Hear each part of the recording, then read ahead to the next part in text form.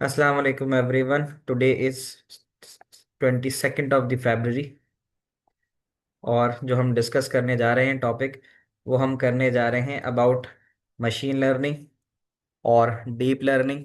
और फिर उसके बाद इनकी जो तीन टाइप्स हैं, जिसमें री इन्फोर्समेंट, सुपरवाइज्ड और अनसुपरवाइज्ड लर्निंग आएगी। तो ये हमारा टॉपिक है जिसके अंदर हम स्टार्ट करेंगे मशीन लर्निंग से। अब मशीन लर्निंग की अगर हम बात करें तो हमारे पास सबसेट होता है एआई का। एआई की अगर हम बात करें तो यहाँ आप देख सकते हो, डिस्कशन हम यहाँ से स्टार्ट करते हैं। हमारे पास आर्टिफिशियल इंटेलिजेंस है। आपने ओ में और एएस में चीज़ पढ़ी होगी कि आर्टिफिशियल इंटेलिजेंस के जो सबसेट होते हैं, फिर उसके अंदर हमारे पास मशीन लर्निंग आती है और एक्सपर्ट सिस्टम आता है। अब हम अगर बात करें आर्टिफिशियल इंटेलिजेंस का मतलब तो यही है कि जो ह्यूमन इंटेलिजेंस को मिमिक करती है, वो आर्टिफिशियल इंटेलिजेंस है। यानी जो हमारी इंटेलिजेंस है ह्यूमंस की, उसको जो कॉपी करती है, मिमिक करती है, उसको हम कहते हैं आर्टिफिशियल इंटेलिजेंस। अब आर्टिफिशियल इंटेलिजेंस के कुछ सबसेट्स हैं। एआई के अंदर तो हमने बात की कि एआई ऐसा है जो बिल्कुल ह्यूमन की तरह सोचता है और बिहेव करता है। उसी का एक सबसेट आता है, that is called machine learning. अब मशीन लर्निंग क्या होता है? इसमें system learn without being program to learn. एक जैसे एक्सपर्ट सिस्टम होता है, एक्सपर्ट सिस्टम में हम प्रोग्राम करते हैं, हम सिस्टम के अंदर प्रोग्रामिंग करते हैं, प्रोग्राम डालते हैं और फिर वो प्रोग्राम उसी के अकॉर्डिंगली काम करता है। वो एक्सपर्ट सिस्टम है। बट मशीन लर्निंग के केस के अंदर वो करता है बेसिकली सेल्फ लर्निंग। ठीक है। तो अब यहाँ पे कहता है कि system learn without being program to learn. System को जो है कुछ डाटा तो दे दिया जाता है, बट उसके बाद जितना कुछ सिस्टम परफॉर्म करता है वो उस डाटा पे करता है जो उसको मिलता है। तो उसकी एग्जाम्पल हम कई सारी ले सकते हैं। मैं आपको उसकी कुछ एग्जाम्पल्स अगर आपसे शेयर करूं in terms of machine learning, तो उसके बारे में मैं आपको बताता हूँ कि उसकी कौन कौन सी एग्जाम्पल्स हो सकती हैं। जैसे वन ऑफ द एग्जाम्पल अगर हम बात करें मशीन लर्निंग की, तो वो है आपके पास ये जो गूगल की सर्च रैंकिंग होती है, ठीक है, और उसके अलावा स्पैम फिल्टरिंग। तो ये वन ऑफ द एग्जांपल्स हो सकती है मशीन लर्निंग की। यहाँ पे मैं लिख देता हूँ कि जो आपके पास एक तो गूगल पे सर्च रैंकिंग होती है, ये मशीन लर्निंग है। आई गेस यूसुफ तुमने शायद कुछ इस पे काम किया हो, सर्च इंजन ऑप्टिमाइजेशन पे कुछ किया है। तो जो हमारे सामने रैंकिंग आती है, हम कैसे किसी भी वेबसाइट को ये कह सकते हैं कि हाँ जी ये वेबसाइट अच्छी है, ठीक है, क्रेडिबल है? हम कैसे कह देते हैं कि ये वेबसाइट बेहतर है, क्रेडिबल है? क्या कोई इसका क्राइटेरिया है? एक ह्यूमन इंटेलिजेंस है, आप कैसे कह सकते हो कि कोई भी वेबसाइट जो है वो बेहतर है, क्रेडिबल है? मुझे एक बात बताओ, आप पास पेपर्स को सर्च करने के लिए या ए लेवल की किसी भी रिसोर्स को सर्च करने के लिए किन वेबसाइट्स का इस्तेमाल करते हो? जैसे कि यूसुफ ने बात कही कि more time spend on user. अगर आप ज्यादा टाइम स्पेंड यूजर करता है किसी वेबसाइट पे या मोर इंटरेक्शन होता है, तो ये चीज लर्न कर रही होती है एट द बैक। चलो मैं आपसे कहता हूँ ना कि आप किसी भी वेबसाइट को, आप मुझे ये बताओ कि आप पास पेपर्स के लिए कौन सी वेबसाइट यूज करते हो, या फिर अपने सब्जेक्ट के रिसोर्सेज के लिए कौन सी वेबसाइट यूज करते हो? सबसे पहले तो आप कोई ना कोई कीवर्ड लिखते होगे। आप लोग पहले अपने अपने रिस्पॉन्सेज बताओ। ठीक है, नॉर्मली पापा कैम्ब्रिज है ना। तो पापा कैम्ब्रिज क्यों आप यूज करते हो? उसकी वजह ये है कि अगर मैं यहाँ पे लिखूं, if I right it down here, मैं यहाँ पे आपको शो करूं, ऐसा क्यों? यहाँ पे मैं लिखूं पास्ट पेपर्स सीआई, ठीक है, पास्ट पेपर्स सीआई। अब ये जो मैं पास्ट पेपर्स लिख रहा हूँ, past papers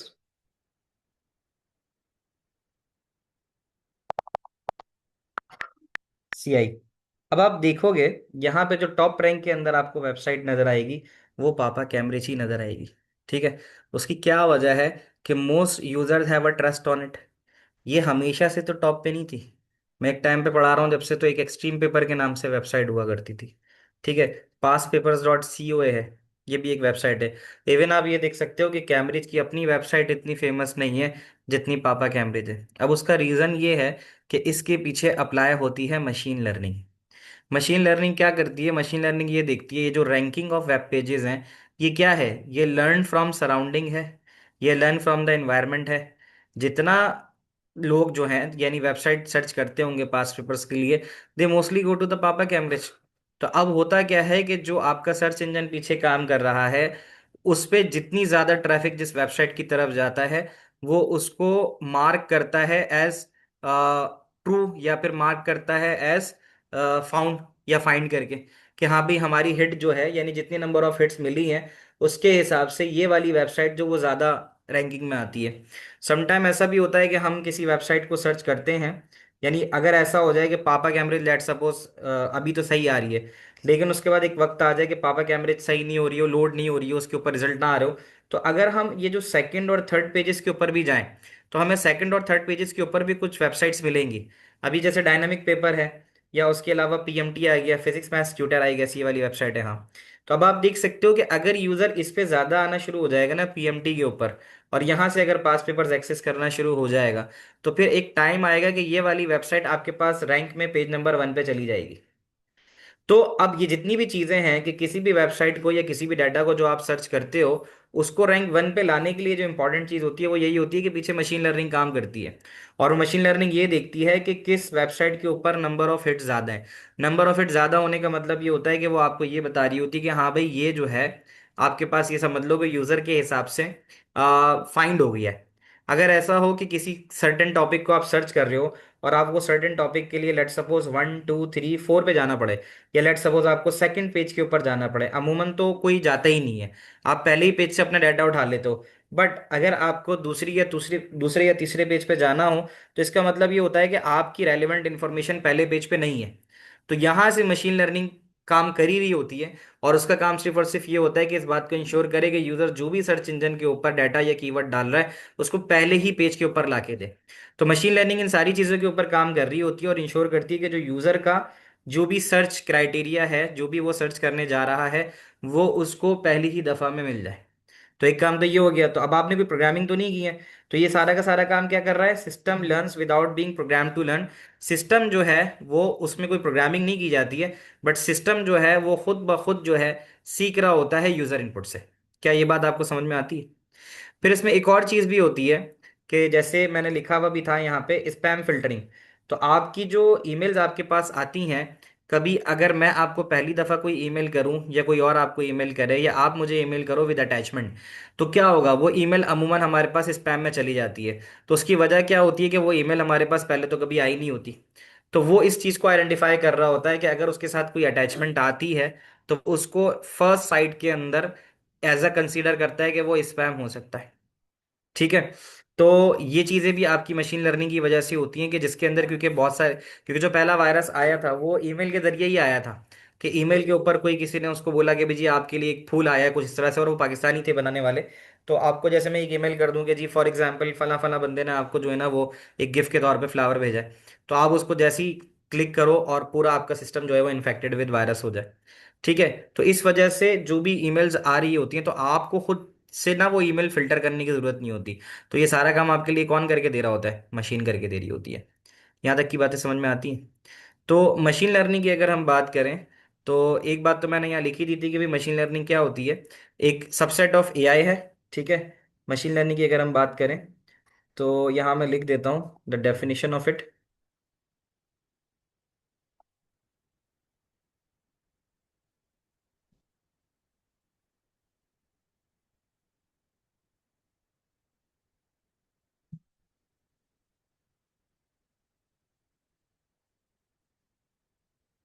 machine learning,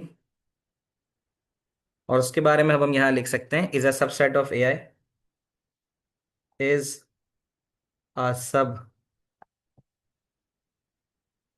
set of AI where computer system, where computer system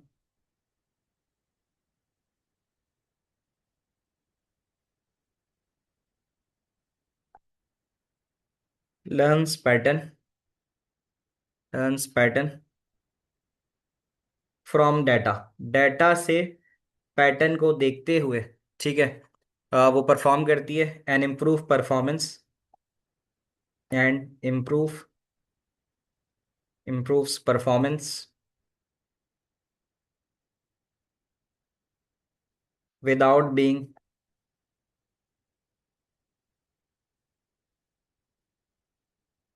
explicitly programmed. हम प्रोग्राम नहीं करते, वो जो भी यूजर इनपुट हो रहा होता है उसी से जो है वो लेके पैटर्न्स पकड़ के सीखना शुरू कर देती है, ठीक है। For every rule, for every rule. अब जैसे मशीन लर्निंग के अंदर कॉफी बनाना भी आ जाता है, कि अगर आप कोई मशीन इस्तेमाल कर रहे हो कॉफी बनाने वाली, तो वो आपसे ही सीख के, कि वो आपको फर्स्ट टाइम कॉफी बना के देगी, आपसे फीडबैक लेगी, ठीक है। तो फिर आप क्या करोगे, आप उसको बताओगे भाई कॉफी कैसी है, स्ट्रांग है नहीं है, चीनी की कमी है, चीनी की ज्यादती है। जब आप ये सब चीजें उसको बता दोगे ना, तो फिर इन्हीं चीजों के बताने की वजह से ही फिर वो आपको एक बेहतरीन कॉफी बना के दे सकती है, ठीक है।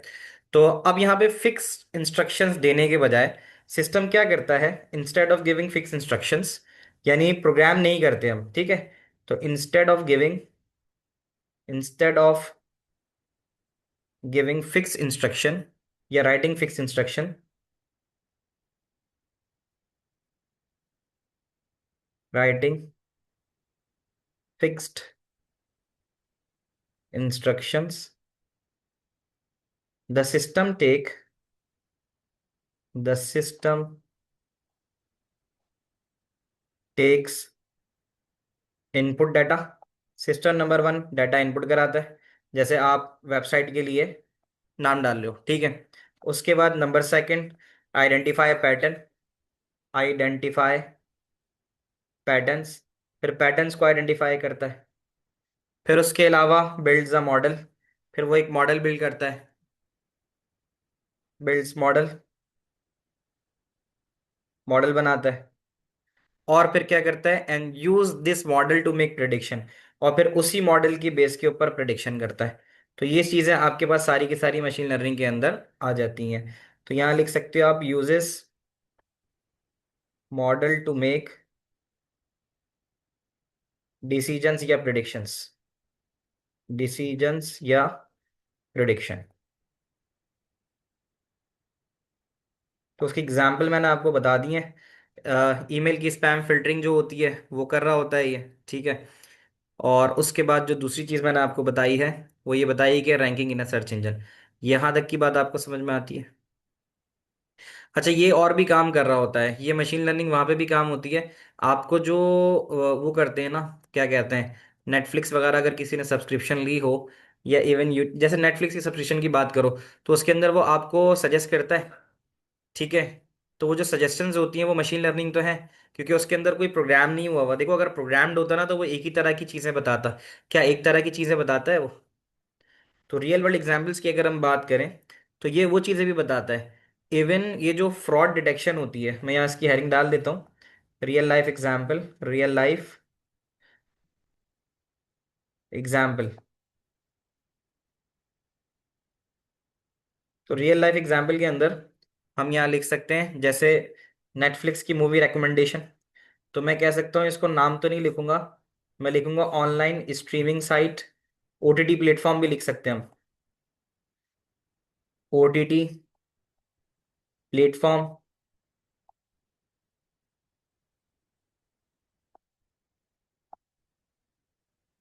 OTT platform movie recommendation, movie recommendation. तो ये किस बेस पे करता है, कि अगर आपने कोई मूवी देखी हुई है, तो वो ये देख लेता है कि यार गुज़िश्ता 4 से 5 मूवीज जो आपने देखी हैं, वो देखी हैं हॉरर, लेट्स सपोज। तो फिर वो क्या आपको सजेस्ट करता है, वो हॉरर मूवीज ही सजेस्ट करता है। इवन यूट्यूब के अंदर भी इस्तेमाल होती है मशीन लर्निंग। वो ये देखती है कि भाई यूजर जो है उसका इंटरेस्ट किस चीज़ में है, ताकि उसे वही चीज़ें प्रिंट जो है वो उसके सामने रेकमेंड करें। तो सर्च रैंकिंग की भी हमने बात कर ली थी, एंड स्पैम फिल्टरिंग की भी बात कर ली थी, स्पैम जो ईमेल फिल्टरिंग होती है उसकी भी बात कर ली थी। क्या ये बात समझ में आती है? तो ये काफ़ी सारी चीज़ें हमने मशीन लर्निंग के अंदर डिस्कस कर ली। समझ में आ रही है भाई? जाग रहे हो? ऑर्थर, फाइक, फातिमा, हुजैफा, फसी, सारी बातें समझ में आ रही हैं? तो ये तो देखो, एक मशीन लर्निंग वाली बात हमने कर ली। अब आप देख सकते हो, मशीन लर्निंग से भी अंदर की एक और चीज़ है, यानी उससे मजीद इन डेप्थ, और वो चीज़ होती है आपके पास डीप लर्निंग, ठीक है। अब डीप लर्निंग की अगर हम बात करें, तो डीप लर्निंग की सिचुएशन क्या होती है, वो कहता है machine think in a way similar to the human brain, they handle huge amount of data using artificial neural networks. अब ये चीज़ भी हमने डिस्कस करनी थी बट नॉट नाउ, अभी हम इसको डिस्कस नहीं करेंगे। एक थोड़ा सा मॉडल आपको दिखा देता हूँ फिर आपको समझा। इस तरह से करो, बेसिक आइडिया। तो कुछ बताओ यूसुफ, क्या आइडिया होता है आर्टिफिशियल न्यूरल नेटवर्क्स के हवाले से, क्या आइडिया है तुम्हें? फिल्टरिंग और फाइलिंग। अर्थात क्या कहना चाह रहा हूँ मैं नहीं समझा। फिल्टरिंग और फाइलिंग वाली जो बात कह रहा हूँ, मैं ये कह रहा हूँ कि जैसे हमारा ह्यूमन ब्रेन है, आपको अगर कोई प्रॉब्लम सॉल्विंग दी जाती है, समटाइम ऐसा होता है आप फटाफट उसका आंसर निकाल लेते हो। लाइक ऐसा होता है यकीनन कि वो आपकी जो लेयर है ब्रेन में, फर्स्ट लेयर पे वो चीज़ पड़ी हुई हो। ठीक है, स्पैम फिल्टरिंग है बेटा, वो जो मैंने लिखा था, जो आप ये पूछ रहे हो, that was spam filtering. Spam जो ईमेल्स होती हैं उसको फिल्टर करना, ये लिखा था। इसको हम सही कर देते हैं स्पैम फिल्टरिंग, TERING। ठीक है, तो ये कर लो और फिर वापस आते हैं। तो मैं ये जो बात आपको बता रहा था कि इसके ऊपर हम बात कर रहे थे कि आप खुद देखो कि समटाइम्स हमें कोई चीज़ जो है, मैं एक एग्जांपल लेता हूँ, अच्छी एग्जांपल आ गई अचानक पढ़ाते पढ़ाते।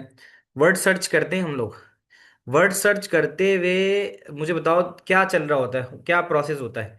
अगर मैं तुम्हारे सामने वर्ड सर्च के लिए हम करते हैं ना, कि जैसे मैं कहूँ कि यार मैं तुम्हें एक चीज़ दे रहा हूँ और वो जो रिलेट करती है वो करती है क्रिकेट से फॉर एग्जांपल, तो मैं क्रिकेट के लिए तुम्हारे सामने यहाँ पर वो टर्म देता हूँ।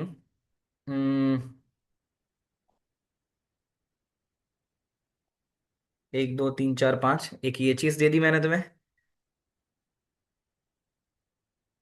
और अगली चीज़ मैं देता हूँ पहले। हाँ, इसको सही करते हैं, एक सेकंड रुको। और ये ये क्रिकेट से रिलेटिंग एक टर्म है। ठीक है, तो अब आप जरा बताओ क्या हो सकता है, कुछ वर्ड्स दो।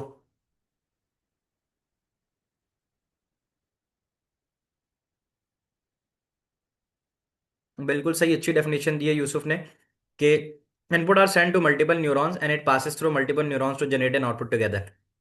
ठीक है, कैट है, वर्ड देना शुरू करो ना, वर्ड दे दो। कैट बैट नहीं, वर्ड्स दो, मतलब लेटर्स दो मुझे, और वो मैं लेटर डालते रहूंगा। ठीक है, तुम जैसे अब जाहिर है इससे क्या होगा, तुम्हारे न्यूरॉन्स एक्टिव हो जाएंगे। मुझे वर्ड दो, इसके अंदर वर्ड जाएगा। एम, एम नहीं आएगा, और बोलो। जे, जे भी नहीं है, और बोलो। बी, बी भी नहीं है। मेन चैट पे लिख दो, मेन चैट ऑन है आप लोगों के लिए, मेन पे बता दो। सी, सी आ गया।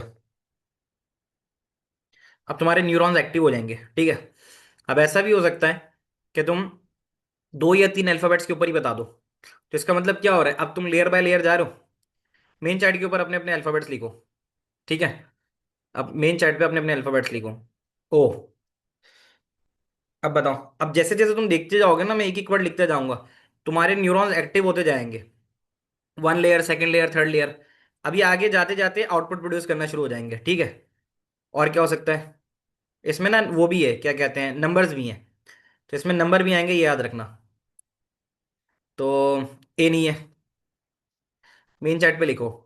के नहीं है, नंबर्स भी आ सकते हैं इसके अंदर। हाँ, नंबर्स आ सकते हैं, मैंने आपको बता दिया। अब सोचो, बताते जाओ एवरीवन चैट पे। 7 नहीं, 7 भी नहीं है। 1 नहीं है। फात मैंने 1 लिखा है, नहीं, और बोलो। एल, हाँ, ये आ गया। ठीक है, और एफ भी नहीं है। अब धीरे धीरे एक या दो अल्फाजों के बाद तुम लोग जवाब दे दोगे। ठीक है, और क्या हो सकता है, 2, 2 आ गया। ठीक है, और टी नहीं है, 6 नहीं है। अब देख, वर्ड तो देखो, वर्ड देखते हुए कुछ समझ में आ रहा है? अच्छा, नहीं, एच भी नहीं है। डी किसी ने लिखा, डी आ जाएगा। डी आ गया। ठीक है, 3, डब्ल्यू आ गया।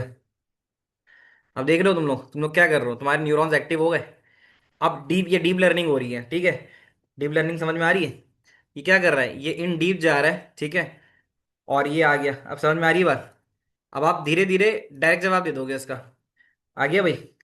अब क्या रह गया हमारे पास, वर्ल्ड कप तो आ गया। तो अब क्या रह गया मजीद, दो चीजें रह गई छोटी सी, ये भी आ जाएगा, ठीक है। अब आपने बता दिया ना पूरा आंसर इस तरह करके, तो अब आप यहाँ देख सकते हो कि यहाँ पर क्या हो रहा है कि you have produce an output. और आप धीरे धीरे जैसे जैसे आपने इनपुट दिया वैसे ही वैसे ही उन लेयर्स के ऊपर जाते जाते आपने आउटपुट रिसीव कर लिया। ये एक एग्जाम्पल थी आपकी डीप लर्निंग की। तो डीप लर्निंग के बारे में डिस्कस हम करते हैं। डीप लर्निंग की सिचुएशन क्या होती है कि इसके अंदर जो ये करता है वो बहुत सारी हिडन लेयर्स होती हैं। तो विल राइट अबाउट इट, कि यहाँ तो हमने देखा मशीन लर्निंग के बारे में, तो will write here for the deep learning. Deep learning. अब डीप लर्निंग की सिचुएशन क्या होती है, is a subset of, is a subset of machine learning, ML लिख देता हूँ, ठीक है। और that uses AI, that uses artificial neural networks, ANN. ये अपने पास लिख लेना।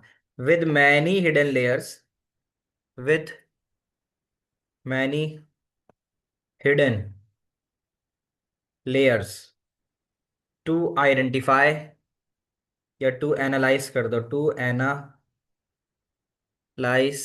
Complex, to analyse complex patterns in large amount of data, amount of data. Supermarket के बारे में अगर तुम्हें सुना हो, सुपरमार्केट में ऑफर्स लगती हैं, सही है। तो सुपरमार्केट की जो ऑफर्स होती हैं अमूमन, वो जो बायर होता है उस बायर के पैटर्न को देख के लगती हैं।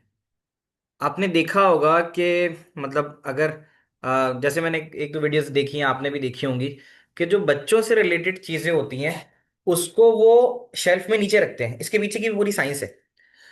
डीप लर्निंग हुई नहीं हुई ये बात, क्यों नीचे क्यों रखते हैं वो, जो बच्चों की चीजें खाने पीने की, चॉकलेट, ये वो, स्नैक्स, सब चीजें, वो नीचे क्यों रखते हैं उसको।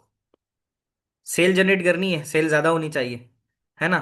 तो वो इसलिए रखते हैं कि यार वो बच्चों का एक्सेस हो जाए उसके ऊपर, बच्चों का हाथ लगे और वो फौरन से पकड़ लें। कभी भी बच्चों की चीजें वो ऊपर वाले शेल्फ्स में नहीं रखते, ऐसा होता होगा ना। फिर इसी तरह बच्चों के जो टॉय सेक्शन होते हैं उसके करीब भी वो तमाम जो बच्चों की खाने पीने की चीजें होती हैं वो रखते हैं। वो इसलिए होती है, कस्टमर आता है एक चीज लेने के लिए, लेकिन वो बहुत सारी चीजें जो है ना वो ले जाता है, ठीक है। तो डीप लर्निंग की और भी बहुत सारी एग्जांपल्स हैं। डीप लर्निंग की जो फेशियल रिकॉग्निशन सिस्टम होता है, ये डीप लर्निंग है। और ये जो वॉइस असिस्टेंट सीरी है, ये डीप लर्निंग है, ठीक है। They also place daily needs behind, बिल्कुल। तो अब अगर हम बात करें जो सेल्फ ड्राइविंग कार्स हैं या मेडिकल इमेज डायग्नोस्टिक्स, ये आपके पास जो मेडिकल की फील्ड है इसके अंदर भी इस्तेमाल होती है। तो डीप लर्निंग जितना भी काम करती है ना, वो करती है बहुत सारी लेयर्स के ऊपर, ठीक है। तो उसके अंदर क्या होता है, they have the input layer. अगर हम बात करें तो स्ट्रक्चर इसका क्या होता है, स्ट्रक्चर ये होता है कि इसमें एक इनपुट लेयर होती है, ठीक है, इनपुट लेयर होती है। फिर उसके बाद वन और मोर हिडन लेयर होती हैं, वन और मोर हिडन लेयर्स। मैंने वही मिसाल दी तुम्हें कि ट्वाइस सेक्शन है या किड्स सेक्शन है। तो किड्स सेक्शन में वो अट्रैक्शन तो एक देते हैं, लेकिन उससे उस अट्रैक्शन के पीछे कितनी सारी चीजें होती हैं, ये तो मैंने तुम्हें एक एग्जांपल दे दी। तो काम इस तरह से करता है कि इसमें एक इनपुट लेयर होती है और इसके पीछे बहुत सारी हिडन लेयर्स होती हैं। तो फिर जो ईच न्यूरॉन जो होता है इसका, ईच न्यूरॉन, ये सारा गेम तो आपके माइंड से ही खेला जा रहा है ना। तो ईच न्यूरॉन रिसीव्स इनपुट। जो न्यूरॉन होता है, जैसे अगर न्यूरल नेटवर्क्स की बात कर रहे हैं, तो हर न्यूरॉन जो होता है वो रिसीव करता है इनपुट, ठीक है। उसके अलावा अप्लाइज वेट। ये बात कर लेता हूं अभी इमेज रिकॉग्निशन की। तो इमेज रिकॉग्निशन में आप लोगों ने देखा है कि कुछ गेम्स होते हैं जिसमें वो कहते हैं कि चलो हाँ, इसकी अच्छी सी एग्जांपल है, आजकल तुमने देखा होगा लोग ना एक दूसरे की एआई जनरेटेड इमेजेस बना रहे हैं।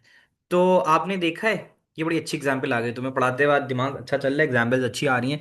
कभी तुमने देखा है कि कुछ ऐसे गेम्स हैं पाकिस्तान में जैसे होते हैं गेम्स, उसमें वो ये करते हैं कि सेलिब्रिटी की ना एआई इमेज बनाते हैं, और उसके बाद जो गेस्ट आए हुए होते हैं उनसे पूछते हैं कि यार ये बताओ ये किससे मिल रहा है।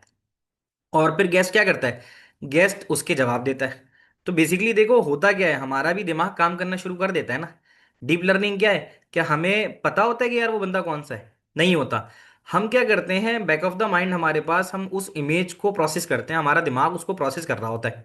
हम उसके ना कुछ पर्टिकुलर फीचर्स देखते हैं, है या नहीं है? अगर मैं तुम्हें एक एआई इमेज जनरेट करके दूं, तो और मैं तुमसे पूछूं कि यार ये एआई इमेज जो है ये किस बंदे की है, तो तुम्हारे दिमाग में क्या चीज चल रही होगी, ये बताओ।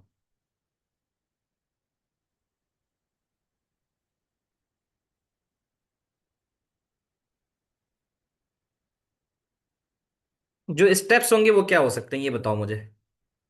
लेट मी ट्राई, अगर मैं तुम्हें एक इसकी अच्छी सी एग्जांपल दूं। आप लोग के आंसर्स भी देख लेते हैं। दे ऑल्सो प्ले, अच्छा इसका जवाब दो मुझे, मैंने सवाल पूछा इसका जवाब मेरे पास अब तक नहीं आया। कि आपको मैं जो है किसी भी एक सेलिब्रिटी की तस्वीर जो है वो एआई इमेज करके देता हूं, तो आप जब उसको सोचोगे कि यार इसका मैं जवाब दूं, तो आपके जहन में क्या चलेगा? एआई इमेजेस तो बहुत सारी बनती हैं। आप क्या, आपके जहन में बैक ऑफ द माइंड चीजें चलेंगी, आप उसको प्रोसेस कैसे करोगे, आपका दिमाग उसको कैसे प्रोसेस कर रहा होगा? इसके बारे में मुझे कुछ बताओ। How your mind process that, आपका माइंड कैसे उसको प्रोसेस करना शुरू करेगा? कोई भी इमेज, क्योंकि वो एक्चुअल इमेज तो होगी नहीं, वो एक्चुअल इमेज तो होगी नहीं, वो कैसे प्रोसेसिंग कैसे शुरू करेगा, इसके बारे में मुझे बताओ। Can I have some answer of it? आवाज पहुंच रही है मेरी? सोच रहे हो तुम लोग, जवाब नहीं आ रहा मेरे पास अब तक। क्या सोच रहे हो?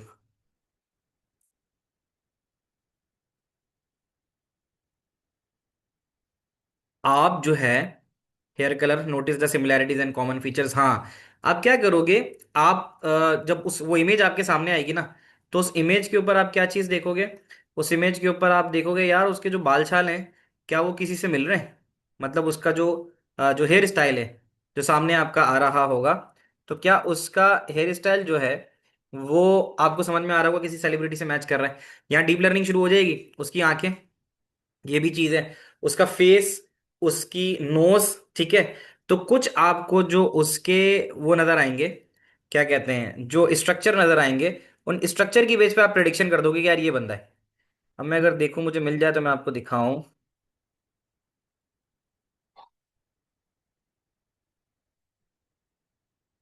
कुछ बहुत मैं कोशिश कर रहा था उसमें, सिमिलर सी आ रही थी। तो मैं देखता हूँ थोड़ी सी कुछ इस तरह की हो।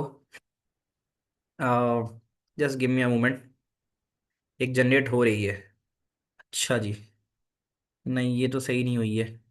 बट चलो मैं अगर तुम्हें, क्लास बेटा 1 बज के 1:15 तक चलेगी, ठीक है। अच्छा, अब ये मैंने एक एआई जनरेटेड इमेज बनाई है, तो मैं आपको दिखाता हूँ, अब आप मुझे बताना कि क्या आपको कुछ समझ में आ रहा है किससे मिलती हुई बनती है। Just a moment.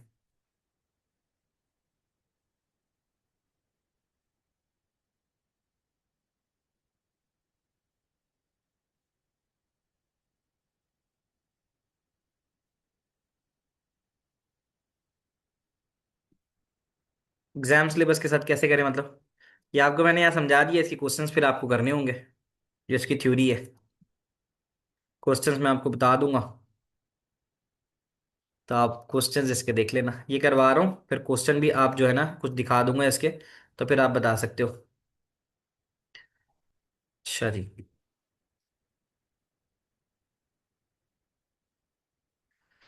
पहले इस्तेमाल कर लेते, फिर इसकी भी बात कर लेंगे, जब तक ये मैं थोड़ी सी जनरेट होगी शायद कुछ मिलती हुई आ जाए।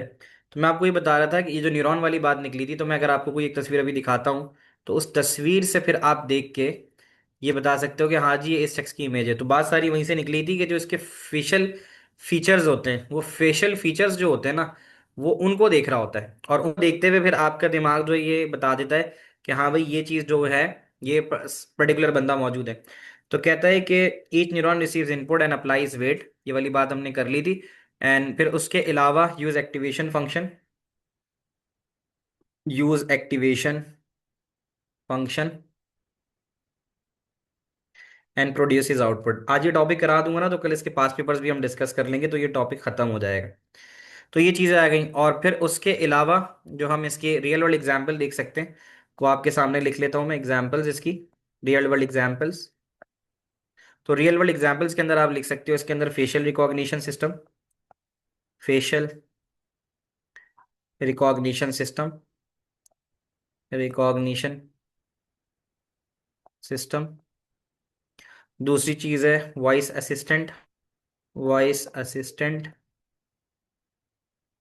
फिर उसके अलावा सेल्फ ड्राइविंग कार्स, वो भी पैटर्न्स दिख रही होती हैं, ठीक है, ये भी चीज आ जाएगी। और मेडिकल इमेज, इनमें भी ये इस्तेमाल हो सकता है, मेडिकल इमेज डायग्नोसिस।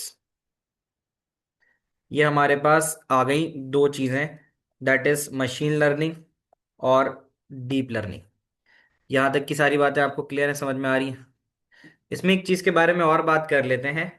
अब यहाँ तो खैर ये दो चीजें आ गई ना, हाँ इसकी बाकी, हाँ मशीन और डीप लर्निंग की बात तो हमने कर ली है। अब हम देखते हैं, इसमें फिर तीन तरह की चीजें हैं जो हम डिस्कस करेंगे। इसमें एक आती है सुपरवाइज, अनसुपरवाइज और री लर्निंग। ठीक है, तो हम जरा उसकी तरफ भी चलते हैं। मशीन लर्निंग वाली बात तो हमने कर ली। अब यहाँ पर अगर हम देखें तो हमारे पास जो मशीन लर्निंग है, इस मशीन लर्निंग के अंदर हमारे पास तीन तरह की टाइप्स आती हैं, दैट इज कॉल्ड सुपरवाइज, एक आती है अनसुपरवाइज और एक आती है री लर्निंग। ये इसकी तुम समझ लो मशीन लर्निंग की तीन टाइप्स हैं। अब हम अगर यहाँ पर बात करते हैं सुपरवाइज लर्निंग की, ठीक है, तो सुपरवाइज लर्निंग किस तरह से होती है? सुपरवाइज लर्निंग जो होती है हमारे पास वो होती है के बेसिस ऑफ, यानी it is use to predict feature outcome based on the past data. तो ये जो हमारे पास इस्तेमाल होती है, ये पास्ट डाटा को लेके इस्तेमाल होती है, that is called the supervise learning. अब सुपरवाइज लर्निंग में होता क्या है? सुपरवाइज लर्निंग के अंदर ये होता है, जो हम बात कर रहे थे ईमेल डिटेक्शन वाली, तो इसमें ये करता है the system requires both input and output to be given to the model so that it can be trained. यानी यहां पर हमें ये बताना पड़ेगा कि कौन सी ईमेल्स हैं जो स्पैम हो सकती हैं। ठीक है, ये तो नहीं पता होता ना सिस्टम को।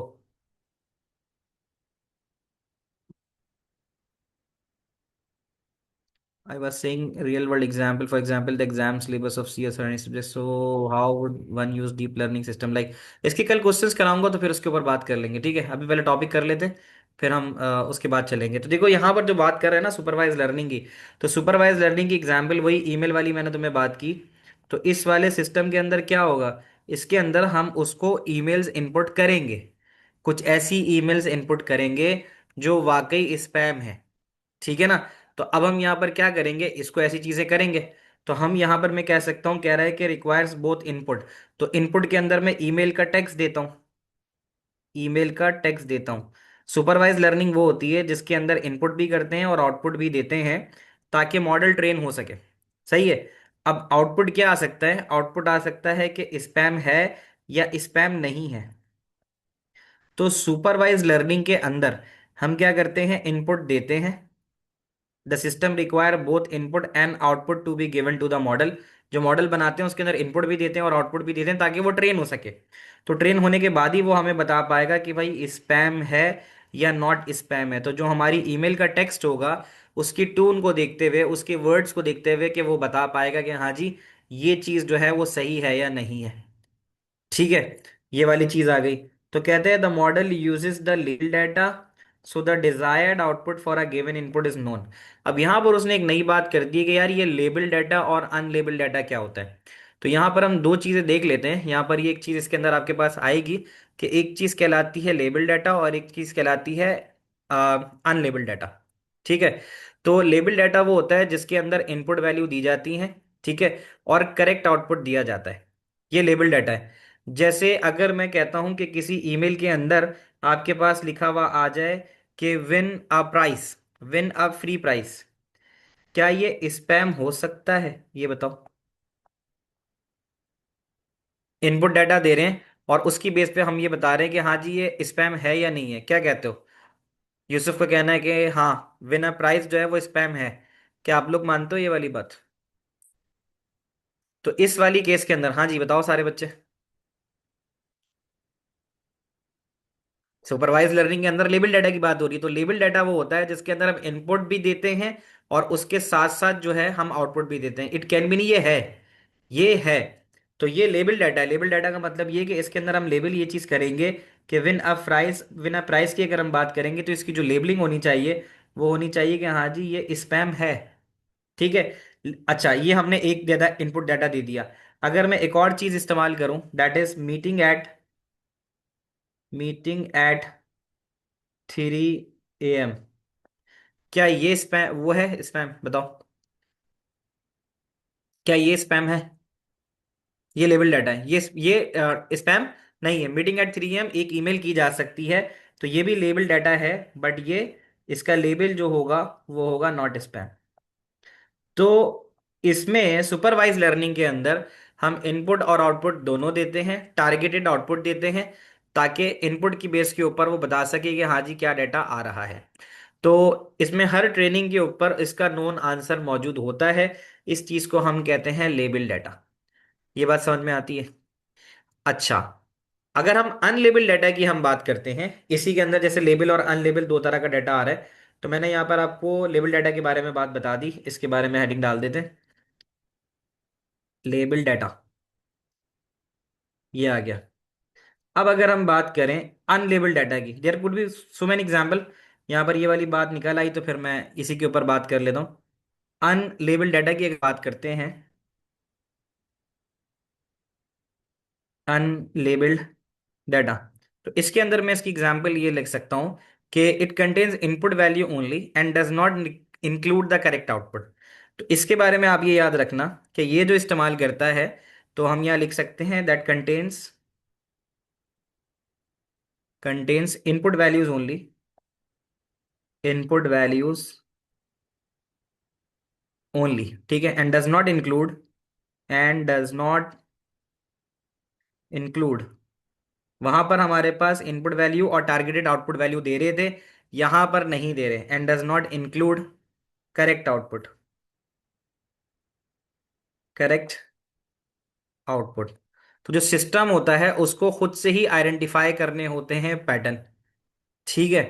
तो अब अगर हम बात करें, ये वाली एग्जांपल जो है ना तुम्हारे पास इस्तेमाल हो जाती है सुपरमार्केट में, तो उसमें वो पैटर्न पकड़ता है। तो अब मैं जैसे कह दूं कि इसकी अगर हम बात करें, इन सुपरमार्केट की अगर हम बात करें, इनपुट डाटा तो हम दे सकते हैं सुपरमार्केट के अंदर। मैं कहता हूं कस्टमर 1 है, और कस्टमर 1 जो है वो जो आइटम बॉट करता है वो है ब्रेड एंड मिल्क। कस्टमर 2 जो है वो लेट सपोज लैपटॉप और माउस खरीदता है, ठीक है। कस्टमर 3 है, वो ब्रेड एंड बटर खरीदता है। इसमें से तुम्हें क्या लगता है कि कौन से दो कस्टमर्स हैं जिनमें कोई सिमिलैरिटी आ रही है? तो ग्रुप जो सिस्टम ग्रुप करेगा, वो करेगा on the basis of the similarity. तो अब आपको क्या लगता है कि जब हम 1 and 3, बिल्कुल सही कहा आर्थर ने। उसकी वजह क्या है? उसकी वजह यह है कि जो इसके पैटर्न्स हैं C1 and C3, इसके अंदर हमने कुछ आउटपुट नहीं दिया है, हमने अपनी मर्जी से कुछ आउटपुट नहीं दिया है। सिस्टम प्रिडिक्ट करेगा based on the input data. तो इनपुट डाटा के ऊपर जो पैटर्न्स होते हैं कि भाई ये भी ब्रेड खरीद रहा है और ये भी खरीद रहा है, ये वाला जो है लैपटॉप और माउस, ये वाला कस्टमर जो है ये टेक सेवी है, ये टेक रिलेटेड चीजें खरीदता है। लेकिन जो कस्टमर 1 है और कस्टमर 3 है, ये ग्रोसरी टाइप की चीजें खरीदता है। तो अब ये क्या करेगा, ये बेस्ड ऑन द पैटर्न्स ये डिसीजन लेता है। तो इसके अंदर कोई भी लेबल नहीं है, ठीक है। तो इसमें यानी ये जो आपको डाटा यहाँ पे मैंने शो किया, इसका कोई लेबल नहीं है। वहां पर लेबल था कि हाँ जी स्पैम है या स्पैम नहीं है, तो वो ऐसे डिटेक्ट होता था कि वो जो आप वर्ड्स लिखते थे, उन वर्ड्स के ऊपर, इनपुट के ऊपर हमें पता चल जाता कि इसका आउटपुट स्पैम होगा और किस इनपुट के ऊपर जो है स्पैम नहीं होगा। बट यहाँ जो हम देख रहे हैं, इसके अंदर हम क्या करें, सिर्फ on the basis of the pattern हम बता पा रहे हैं कि इनमें से कौन सा जो है, ठीक है। देर इज नो लेबल, यहाँ पे कोई भी लेबल नहीं है कि यार ये हाई स्पैंडर है या लो स्पैंडर है। जो सिस्टम है वो सिर्फ और सिर्फ क्या कर रहा है, कस्टमर का ग्रुप बना रहा है बेस्ड अपॉन द पैटर्न्स। तो हम यहाँ लिख सकते हैं कि system group customers on the basis of system system groups customer on the basis of similarity. Similarity को देखकर वो बता देगा कि हाँ जी ये जो डाटा है इसका पैटर्न क्या होगा। क्या ये बात समझ में आती है? तो ये आपकी एक एग्जाम्पल हो जाती है इसकी अनलेबल डाटा की। तो बस ये याद रखना कि लेबल डाटा जो होता है वो सुपरवाइज लर्निंग में इस्तेमाल होता है। हम सुपरवाइज लर्निंग की बात कर रहे थे। तो सुपरवाइज लर्निंग के अंदर क्या होता है, सुपरवाइज लर्निंग के अंदर सिस्टम को इनपुट एंड आउटपुट दोनों देना होता है। तो ये बात अपने पास याद रख लेना कि सुपरवाइज लर्निंग के अंदर लेबल डाटा होता है, LABE, लेबल डाटा होता है। फिर एक चीज आती है आपके पास अनसुपरवाइज लर्निंग। अच्छा, सुपरवाइज लर्निंग में लेबल डाटा था, ये बात आपने यहाँ देख ली। तो आपने देखा ना, example of supervise learning is the email. Without the human intervention वो आइडेंटिफाई कर देता है कि जो ईमेल आपके पास आई है वो स्पैम है या नहीं है। बाकी बातें भी थी कि algorithm receives a set of input and correct output.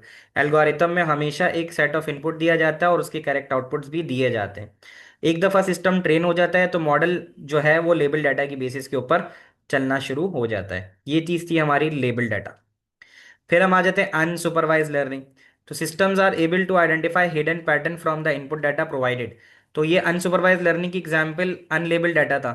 जैसे मैंने अभी आपको बताया कि किस तरह से किसी भी सुपरमार्केट में कस्टमर्स को ग्रुप किया जा सकता है। उसके लिए हमें इनपुट कराना होगा कस्टमर की बाइंग हैबिट्स को। तो जब बाइंग हैबिट्स कराएंगे तो उस पर कोई लेबल नहीं लगा हुआ होगा। वो बाइंग हैबिट्स इनपुट होंगी, उन्हीं बाइंग हैबिट्स की बिना के ऊपर वो ट्रेन नहीं होगा, ठीक है। और उन्हीं बाइंग हैबिट्स के ऊपर वो राइट आंसर जो है आइडेंटिफाई करके देगा। बेटा यहाँ तक बात समझ में आ रही है? तो वो पैटर्न्स और सिमिलैरिटीज की बेस के ऊपर काम कर रहा होता है। ये हमारी कहलाती है अनसुपरवाइज लर्निंग। आखिरी चीज है आज की, दैट इज द री इन्फोर्स लर्निंग। ये भी हमारे पास मशीन लर्निंग की तीसरी टाइप होती है, री इन्फोर्स लर्निंग। री इन्फोर्स लर्निंग की मैं अच्छी सी एग्जांपल तुम्हें दे सकता हूँ। तुम लोग गेम्स खेलते हो, तो गेम्स खेलते हुए तुम्हें रिवॉर्ड्स एंड पनिशमेंट मिलती हैं। यानी वो वाला गेम खेल रहे हो ना, कौन सा, जो लूडो के अंदर खेलते हैं सांप वाला, ठीक है। तो उसका रिवॉर्ड ये होता है कि ऊपर पहुंच जाओगे तो 100 पे पहुंच गए तो जीत गए। लेकिन अगर 100 से पहले 99 पे गए तो काट लिए जाओगे और नीचे आ जाओगे। तो वहां पर तुम्हें क्या मिलता है, वहां पे तुम्हें पनिशमेंट मिलती है। गेम खेलते हो तो उसके अंदर रिवॉर्ड भी मिलता है। तो री इन्फोर्समेंट लर्निंग एक ऐसी लर्निंग होती है जिसमें सिस्टम ट्रेन नहीं होता। आप कोई गेम भी खेलते हो तो उसकी कॉम्प्लेक्सिटी लेवल धीरे धीरे आपके खेलने की वजह से इंप्रूव होती है। अगर आप चेस के अच्छे प्लेयर हो और आपने उसकी जो वो है कॉम्प्लेक्सिटी लेवल इजी पे रखी हुई है, लेकिन आप जैसे जैसे जीतना शुरू होते हो गेम को, वैसे वैसे क्या होता है, वैसे वैसे आपका गेम हार्ड होना शुरू हो जाता है या नहीं है ऐसा? फिर मतलब आपको चैलेंज दे रहा होता है वो। तो री इन्फोर्समेंट लर्निंग भी एक ऐसी चीज होती है जो सीखती है, ठीक है। तो it learns on the basis of reward and punishment when carry out an action. तो कहता है it uses an trial and error in algorithms to determine which actions gives the highest या ऑप्टिमल आउटपुट। तो कहता है कि this type of learning helps to increase the efficiency of the system by making use of optimisation techniques. और उसकी examples हमारे पास search engine, online gamings और रोबोटिक्स होती है, जिसके अंदर आने वाले इनपुट की बेस के ऊपर वो डिटरमाइन करता है कि अब उसका नेक्स्ट सेट ऑफ इनपुट क्या होगा। बच्चों यहाँ तक बताना सारी बातें समझ में आती हैं? तो ये वो चीजें थी जो हमें आज की क्लास में डिस्कस करनी थी under this deep learning, machine learning, reinforcement learning, supervise and unsupervise learning. क्या ये सारी बातें आपको समझ में आती हैं? इसके इंशाल्लाह पास पेपर के क्वेश्चंस कल कर लेंगे। और उसके बाद फिर देखेंगे हमारे पास बैक प्रोपगेशन एंड रिग्रेशन का अगर टाइम बचा तो हम इंशाल्लाह इसको कल ही मुकम्मल कर देंगे। होपफुली यहाँ तक की सारी बातें आपको समझ में आई होंगी। कल इसके पास पेपर क्वेश्चंस करेंगे तो फिर इंशाल्लाह ये चीज़ें अगर आपको अच्छे से समझ में आई हैं, then you will be able to give the answers. कल इंशाल्लाह 4 बजे आपसे मुलाकात होती है, ठीक है। कोई सवाल है तो पूछ लो, I can give the answer. Otherwise if things are clear to you then you are allowed to leave. Take care, Allah हाफिज़।